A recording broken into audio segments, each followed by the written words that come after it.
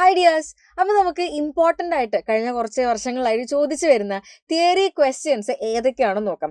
First ചാപ്റ്ററിൽ നോക്കുകയാണെങ്കിൽ സ്ഥിരമായിട്ട് വരുന്ന ഒരു ക്വസ്റ്റ്യൻ ആണ് ടൈപ്സ് ഓഫ് കോറിലേഷൻ. 3 ടൈപ്സ് ആണുള്ളത് നമുക്കറിയാം. Positive correlation, negative correlation and zero correlation. Positive ആണെങ്കിൽ എങ്ങനെയാണ്, ഒരു വാല്യൂ എക്സ് വേരിയബിൾ കൂടുന്നതിനനുസരിച്ച് വൈ വേരിയബിളും കൂടി വരാം, സെയിം ഡയറക്ഷനിലാണ് അവർ പോകുന്നത്. അല്ലെങ്കിൽ എക്സ് വേരിയബിൾ കുറഞ്ഞു വരുന്നതിനനുസരിച്ച് വൈ വേരിയബിളും കുറയാം.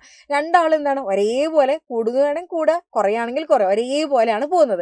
ഇനി നെഗറ്റീവ് കോറിലേഷൻ ആണെങ്കിൽ നേരെ ഓപ്പോസിറ്റ് ഡയറക്ഷൻ ആണ്.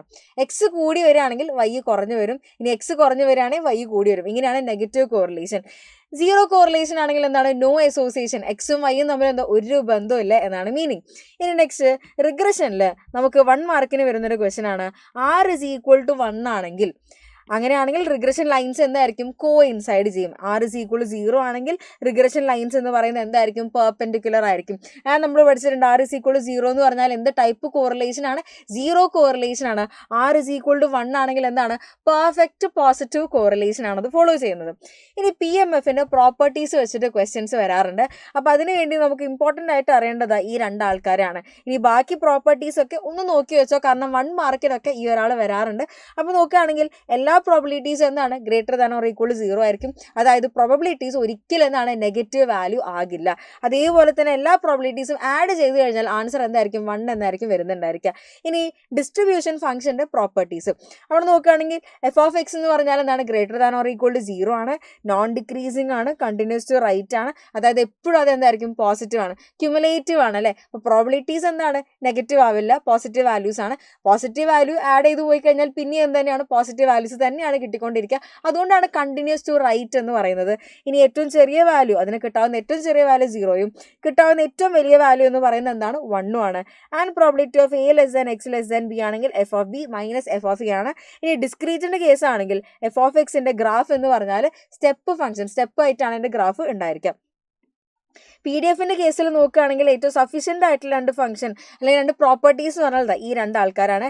f(x) എന്നാണ് greater than or equal to 0 ആണ്. അതേപോലെ തന്നെ ഇന്റഗ്രൽ -∞ to ∞ f(x) dx എന്ന് പറഞ്ഞാൽ 1 ആയിരിക്കും. ഇത് വെച്ചിട്ടാണ് കെയിൻ്റെ വാല്യൂ ഒക്കെ കാണാൻ വേണ്ടി ചോദിക്കാറുണ്ട്. അതേപോലെ തന്നെ ഡിസ്ക്രീറ്റ് ആണെങ്കിൽ കെയിൻ്റെ വാല്യൂ കാണാൻ ചോദിച്ചാൽ സമ്മേഷൻ p(x) = 1 എന്നുള്ള പ്രോപ്പർട്ടിയാണ് നമുക്ക് അവിടെ ആവശ്യമായിട്ട് വരുന്നത്. ഇനി അടുത്തത് conditions to apply Poisson probability distribution. അത് ഒന്ന് രണ്ട് വട്ടം ചോദിച്ചിട്ടുള്ള ഒരു ക്വസ്റ്റ്യൻ ആണ്.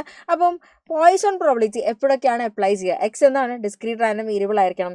പിന്നെ ഒക്കറൻസസ് റാൻഡം ആയിരിക്കണം. ഒക്കറൻസസ് എന്താണ്, ഇൻഡിപെൻഡൻ്റ് ആയിരിക്കണം. ഇത്രയാണെങ്കിൽ നമുക്ക് പോയ്സോൺ പ്രോബിലിറ്റി അപ്ലൈ ചെയ്യാം. എക്സാമ്പിൾ റോഡ് ആക്സിഡൻസ് ഒക്കെ പോയ്സോൺ പ്രോബിലിറ്റി അപ്ലൈ ചെയ്യുന്ന കേസുകളാണ്.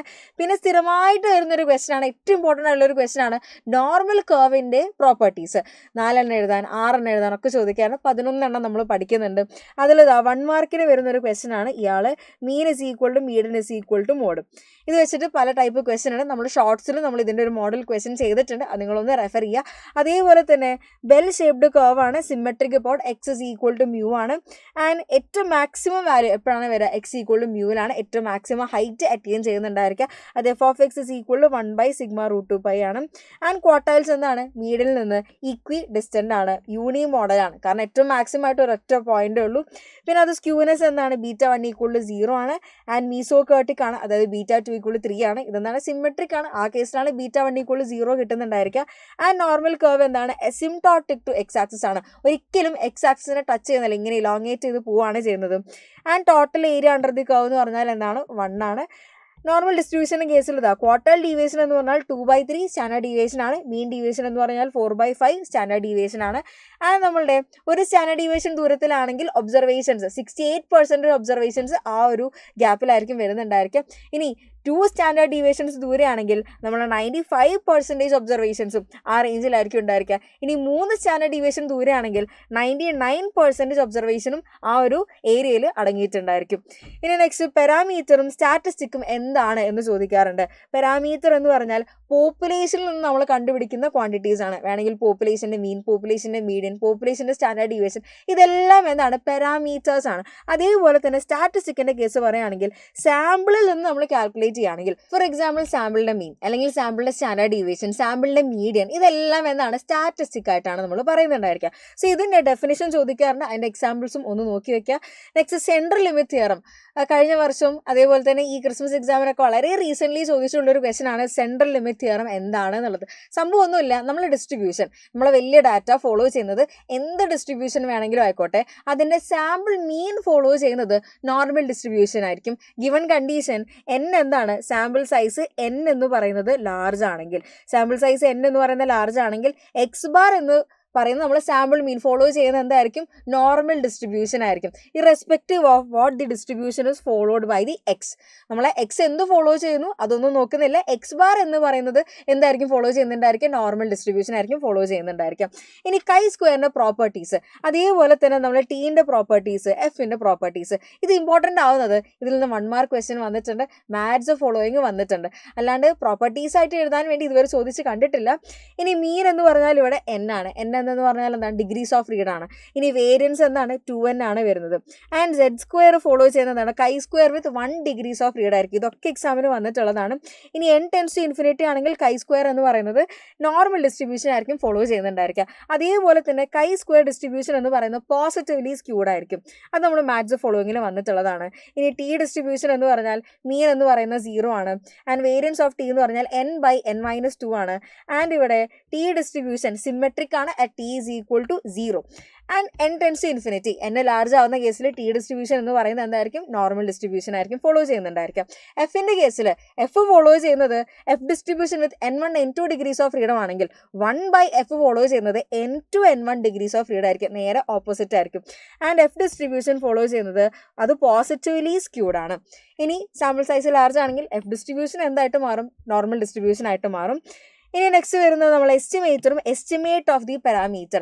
എന്താണ് നമ്മളെ ഫംഗ്ഷൻ, നമ്മളെ പോപ്പുലേഷൻ്റെ ഒരു പാരാമീറ്റർ നമ്മൾ കാൽക്കുലേറ്റ് ചെയ്യാൻ യൂസ് ചെയ്യുന്ന ഫംഗ്ഷൻ, സാമ്പിൾ മീൻ ആയിരിക്കാം, സാമ്പിൾ മീഡിയൻ ആയിരിക്കും, സാമ്പിൾ സ്റ്റാൻഡേർഡ് ഡീവിയേഷൻ ആയിരിക്കും, അതിനെയാണ് നമ്മൾ എസ്റ്റിമേറ്റർ എന്ന് പറയുന്നത്.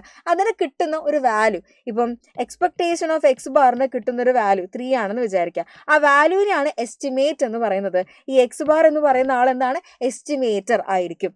ഇനി എന്തൊക്കെയാണ് നമ്മളുടെ ഗുഡ് എസ്റ്റിമേറ്റർ ആവാനുള്ള പ്രോപ്പർട്ടീസ്, അൺബയസ്ഡ് ആയിരിക്കണം, കൺസിസ്റ്റൻ്റ് ആയിരിക്കണം, സഫീഷ്യൻ്റ് ആയിരിക്കണം, എഫിഷ്യൻ്റ് ആയിരിക്കണം. ഇതും എക്സാമിന് ചോദിക്കാറുള്ളതാണ്. ടൈപ്പ് 1 ടൈപ്പ് 2 എറേഴ്സ് ചോദിക്കാറുണ്ട്. ടൈപ്പ് 1 എറർ എന്ന് പറഞ്ഞാൽ എന്താണ്, rejecting H0 when H0 is true. Type 2 error ആണെങ്കിലോ accept H0 when H0 is false. Level of significance എന്ന് പറഞ്ഞാൽ എന്താണ്, നമ്മളുടെ ആൽഫയാണ്, അതായത് പ്രോബബിലിറ്റി ഓഫ് ടൈപ്പ് 1 എററിനെയാണ് നമ്മൾ എന്ത് പറയുന്നത്, ലെവൽ ഓഫ് സിഗ്നിഫിക്കൻസ് എന്ന് പറയുന്നത്. പവർ ഓഫ് എ ടെസ്റ്റ് എന്താണ്, 1 - beta. Rejecting null hypothesis when it is false. ഇനി ടെസ്റ്റ് സ്റ്റാറ്റിസ്റ്റിക്, നമ്മൾ സാമ്പിളിൽ നിന്ന് ഒരു സ്റ്റാറ്റിസ്റ്റിക് യൂസ് ചെയ്തിട്ടാണ് ഈ ടെസ്റ്റുകളൊക്കെ കണ്ടക്ട് ചെയ്യുന്നത്, അതിനെയാണ് നമ്മൾ ടെസ്റ്റ് സ്റ്റാറ്റിസ്റ്റിക് എന്ന് പറയുന്നത്. നെക്സ്റ്റ് ക്രിട്ടിക്കൽ റീജൻ, എന്താണത്, റിജക്ഷൻ റീജൻ ആണ്, അതിന് ഡീറ്റെയിൽ ആയിട്ട് ഡിസ്ക്രിപ്ഷൻ ഇവിടെ കൊടുത്തിട്ടുണ്ട്. ഇനി causes of variation, assignable cause ഉണ്ട്, ചാൻസ് കോസ് ഉണ്ട്. അസൈനബിൾ കോസ് എന്താണ്, ട്രീറ്റ്മെൻറ്റ് വേരിയേഷൻ ആണ്. ചാൻസ് കോസ് എന്താണ്, നമുക്കത് മെഷർ ചെയ്യാൻ വേണ്ടി പറ്റില്ല, ഹ്യൂമൻ കൺട്രോളിലുള്ള കാര്യങ്ങളല്ല. അസൈനബിൾ ആണെങ്കിൽ എന്താണ്, മെഷർ ചെയ്യാൻ വേണ്ടി പറ്റും, നമുക്കത് കൺട്രോൾ ചെയ്യാൻ വേണ്ടി പറ്റും. അതുകൊണ്ട് തന്നെ ചാൻസ് കോസ് എന്താണ്, റാൻഡം വേരിയേഷൻ ആയിരിക്കും. എസംഷൻസ് ഓഫ് ANOVA ചോദിക്കാറുണ്ട്, നോർമാലിറ്റി, ഹോമോജനിറ്റി, ഇൻഡിപെൻഡൻസ്, അഡിറ്റിവിറ്റി, ഇതാണ് നമ്മൾ എസംഷൻസ് എന്ന് പറയുന്നത്. ഇനി സ്റ്റാറ്റിസ്റ്റിക്കൽ ക്വാളിറ്റി കൺട്രോളിൻ്റെ യൂസസ് 2 4 എന്നൊക്കെയാണ് ചോദിക്കാറ്. 7 നമ്മൾ പഠിക്കുന്നുണ്ട്, ഏതൊക്കെയാണെന്ന് നോക്കി വെക്കുക. നെക്സ്റ്റ് ടൈം സീരീസിൻ്റെ ഡെഫിനിഷൻ നമ്മളോട് എഴുതാൻ വേണ്ടി ചോദിച്ചിട്ടുണ്ട്. അപ്പം നടന്ന കാര്യങ്ങളൊക്കെ ഒരു ഓർഡറിൽ, ക്രോണോളജിക്കൽ ഓർഡറിൽ അറേഞ്ച് ചെയ്യുന്നതിന്, ടൈം വെച്ച് അറേഞ്ച് ചെയ്യുന്നതിനാണ് എന്ത് വിളിക്കുന്നത്, ടൈം സീരീസ് എന്ന് പറയുന്നത്. നെക്സ്റ്റ് നമ്മൾ ടൈം സീരീസിൽ നമുക്ക് എത്ര കമ്പോണൻസ് ഉണ്ട്, 3 കമ്പോണൻസ് ഉണ്ട്, secular trend, periodic movement, irregular variation. Periodic മൂവ്മെന്റിൽ തന്നെ 2 വെറൈറ്റീസ് ഉണ്ട്, എന്തൊക്കെയാണ്, cyclic variation and seasonal variation ആണ്.